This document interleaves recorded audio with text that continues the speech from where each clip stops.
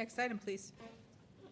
Line item 6, discussion and possible action to approve revised Department General Order 5.16 search warrants for the department to use in meeting and conferring with the affected bargaining units as required by law. Discussion and possible action. Yes, I'm going to turn this over to Commissioner Benedicto, but before I do, I really do want to thank him for all of his hard work on this.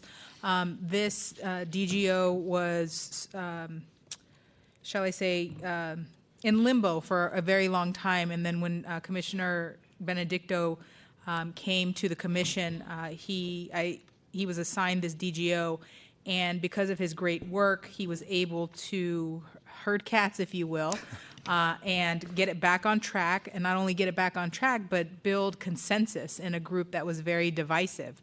And so I really want to thank him for all of the efforts, and I know that he's had several working groups, several meetings, several meetings not outside of the working group with individual stakeholders that have been participating in this working group for a very long period of time. It's been over a year plus. So I really want to thank all of the hard work that Commissioner Benedicto did to bring this before the commission. So now I'm going to turn it over to Commissioner Benedicto. Thank you very much, and thank you for those kind words, President Elias. Just to orient everybody, so for my fellow commissioners in our packets, the version of the DGO we'll be talking about, if you look at your 5.16, is the second one. So if you look at the first page that says 1 through 10, go to the end of that, and you'll see the DGO start over with pages 1 to 11, and you'll see there's some highlighted language there, which I will go over, but that's basically where it starts. So that's what we're looking at. For members of the public, this version is on the commission website as 5.16 version 2. So just so we all know what we're talking about.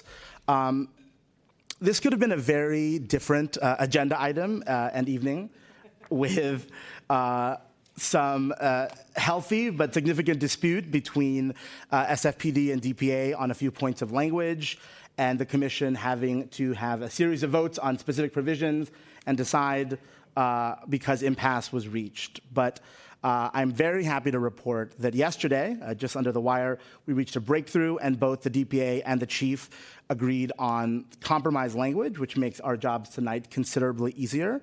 So I'm going to give a quick overview about the process and the revisions. We have subject matter experts from DPA and the department here for questions, but we don't need formal presentations, and hopefully we can go quickly, as I see Director Henderson is already yawning. First, I solved it, that's why. Exactly. Tired from the resolution negotiation.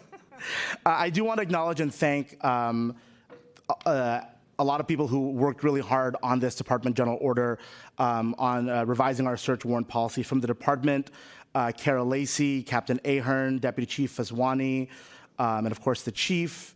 At the Department of Police Accountability, Janelle Kaywood. Additionally, the Bar Association of San Francisco's Criminal Justice Task Force, specifically David Risk and Julie Tron, spent countless hours on these recommendations and want to thank them as well. So a little bit of background. Since some of us weren't even on the commission when this was first before the commission, in October of 2021, this was on the agenda for possible action. An update to what was indeed a long overdue SFPD policy on search warrants. Its last update before then was 1997. At that meeting, it was ultimately pulled because community stakeholders and multiple commissioners identified that it wasn't quite ready, and there was important changes that needed to be made, particularly in making sure that the warrant addressed some of the future privacy concerns that are emerging when it comes to searches. They said it would be 2 weeks originally. They'll be back in 2 weeks, and here we are about a year and a half later, having considered it took a little longer than expected, but I think all the sides will agree that it's a tremendously improved policy and one that the department of the commission can be proud of. I actually worked on this matter in 2021 because I was on the Bar Association Criminal Justice Task Force and was asked to negotiate on behalf of the bar, and then was appointed. And so President Elias asked me to continue work on the DGO from the commission side as well. Some highlights. Commissioners, you'll see in your packet the recommendation grid, which shows that over 60 recommendations were discussed and considered for this policy in the year and a half that it took to negotiate it. So there was not idle time at all. Some were adopted, many were adopted, and some were not. But overall, it's a tremendously improved policy. It includes critical safeguards, like recommending that officers provide a warrant and consult with the DA's office on all warrants, and requiring it on certain sensitive categories of warrants identified by the department and DPA. For the first time, it also addresses geofence warrants. Since in 1997, I don't think those words would have even made sense to the commission. But a geofence warrant is also known as a reverse location warrant, which is a warrant where instead of asking a warrant for a specific individual, a general location will be specified and a lot of data from that location will be provided. It's been a significant concern to privacy advocates, to DPA, to BASF, and to the department. So for the first time, we addressed geofence warrants. We looked at what other departments had done, and the answer is very few had done anything on geofence warrants, so we're happy to lead the way on our geofence warrant section. It has strict and narrow circumstances when these warrants can be used, and has special requirements on training and approval to seek these warrants. It also contains significant safeguards and restrictions on no-knock warrants. It was acknowledged by the Board of Supervisors yesterday that 3 years ago is the anniversary of Breonna Taylor being killed in her home by Louisville police officers serving a no-knock warrant. This policy sets strict limits on when no-knock warrants are permissible. Basically, they're only permissible when they need to prevent an imminent threat of physical violence, and are significantly restricted in other cases, and have multiple layers of approval and consultation before they can be issued. This tracks the updated federal best practices on no-knock warrants. The policy is not perfect, and indeed not every stakeholder got what they wanted, as angry emails and texts and phone calls I've had will show. But I think it's, in some ways, that's the hallmark of a good negotiation and of a productive process. And I think everyone can agree to significant improvement over the outdated policy in the status quo. So here we are today. After months of negotiations and discussing the general order, DPA and SFPD agreed on probably about 90% of the draft, but felt they could not reach agreement on a few minor provisions. They initially decided to proceed to the commission with this impasse and let the commission resolve the conflict between these sections. Those sections are the highlighted sections in the updated order. The major point that remained was the process of DA review of warrants. DPA initially wanted the language to say that warrants must be submitted for review to the DA, and the department wanted language that said that warrants must be presented and consulted with the DA. I prepared a compromise draft that changed it, as you can see here, to provide the search warrant and consults, which makes it sufficiently clear that the warrant must be provided and not just a description of the warrant, but that consultation and not approval is what is being sought from the district attorney's office. I recommended this compromise language to DPA and the chief. They seemed to like it in theory, and then for a while, no one responded to my email, so I was very concerned that they would not like it in practice. But just yesterday, both the chief and DPA informed me that they accepted the compromise draft, which is the highlighted draft that you have before you today. In addition, there are two more language drafts that both SFPD and DPA noticed for consistency just before this meeting.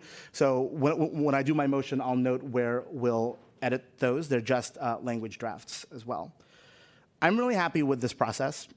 I wish it had gone faster, but I'm happy with the outcome.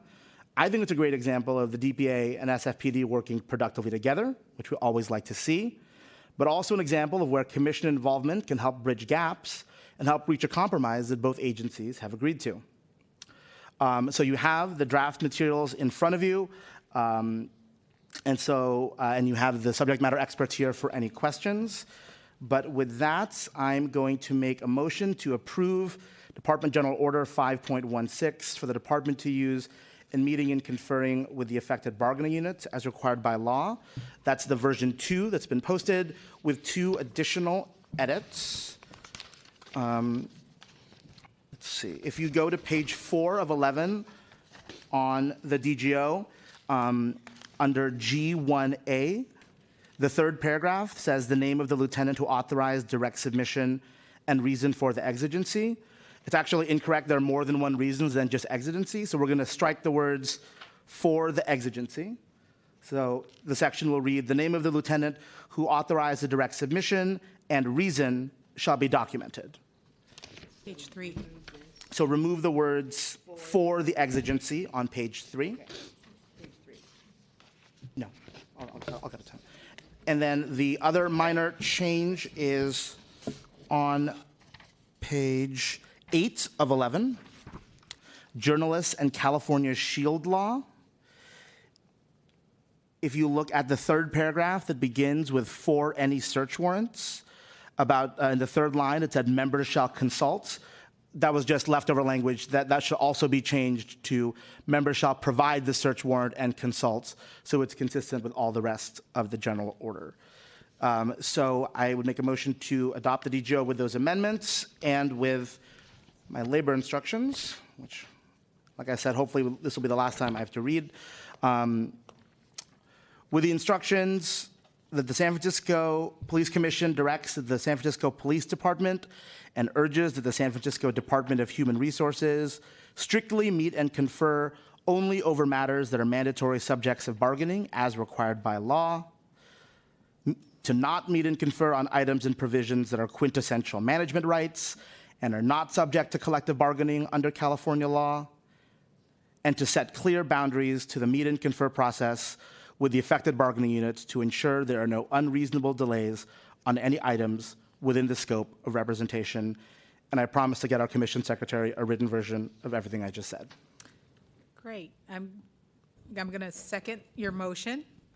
But I also want to acknowledge that I think this really speaks, and I know how humble you are and you never take credit for things, but I really think this speaks to your leadership, Commissioner Benedicto, because you not only just came in, like I said, rolled up your sleeves, but sometimes it's helpful to have a third party in the room to bridge that gap, which is really important, because I know that it takes a lot of work to get the department and DPA on the same page sometimes, especially when they're, they have different views. So I really want to commend you and thank you for handling that at the 11th hour so that we have a more unified, I think, cohesive document. So thank you. I'm seconding the motion. I'm going to give the chief and DPA, or Director Henderson, an opportunity to briefly comment if they'd like to. Certainly. Thank you, Commissioner Benedicto. There was a lot good about this process. The frustrating part is it actually took 4 years. And, I know the commission has since put policies and practices in place that will, hopefully we won't have a 4-year DGO ever again. That's our intention anyway. But I do want to say there's a lot of hands that went into this. A lot of discussion. I want to appreciate and thank DPA and all the other stakeholders in the community, the Bar Association, Public Defender's Office, our internal folks that Captain Ahern in the back, who actually worked through, I think, most of those 4 years with all the different versions of this DGO. So I just want to say this to the public. I know sometimes it seems like things aren't moving and things are stagnated, but this process never stopped. I mean, that 4 years, there were constant meetings, discussions, outreach with DPA and others, and it never stopped. But I do want to also reiterate Commissioner Benedicto coming in and just kind of saying, okay, we've heard everybody's arguments. It's time to move this forward. So I highly encourage that be the practice moving forward, because we have too much work to do to stall DGOs or to take 4 years to get to the finish line. So thank you for everybody and for your leadership as well, Commissioner Elias. Thank you. I'm going to need that energy when it comes to the MOU, Chief. Oh, Director Henderson. I just want one other person Okay. to thank. Carol Lacey in the back, who's, I think, been at every meeting since she's been in this department about this particular DGO. So her expertise and practical hands-on knowledge really was helpful for this process. Director Henderson? Thank you. I also want to thank the folks that really did the work. These meetings have been going on for a very long time and has involved a lot of work. So I want to start off by thanking Janelle Kaywood, who is here. Thank you so much for your work and your dedication and commitment to doing this work. I also want to acknowledge Commissioner Benedicto for coming in. We've been working on this. I sit on both sides of the fence because I'm on the task force with the Bar Association with you. So I saw the transition and I know the work that was required. I know what you inherited to come and do this work, and part of, I think, the real issue is just to acknowledge, even with the 90% agreement on most of the things, it was the 10% that was the real issue that was really the hard work, exacerbated by the over 60 recommendations that came both from the public, the Bar Association, Public Defender's Office, the department. So there are a lot of cooks in this kitchen, which is what made this a little more arduous. But I want to end with just acknowledging the point and the big picture. I think we're all disappointed with the time frame, and I think that this process in and of itself has shown us that it's possible to get through this, and hopefully we've all learned new tools, new pathways to get through an arduous process like this without it having to take this long in the future. But the result is still what I want to acknowledge and make sure doesn't get lost in terms of the public's understanding of what we've done.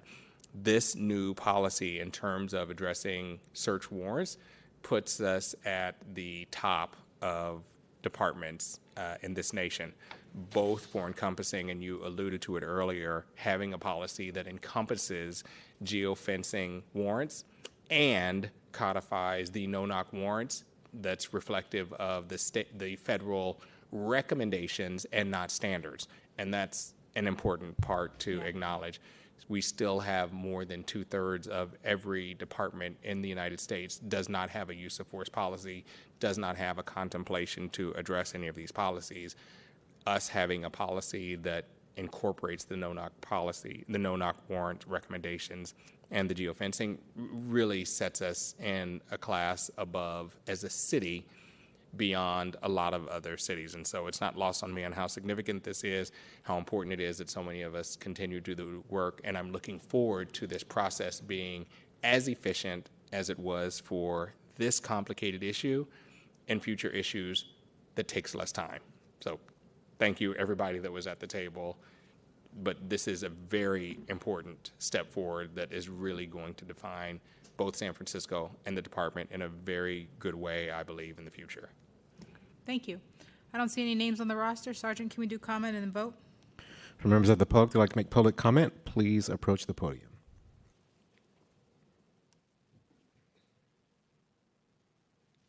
And there is no public comment.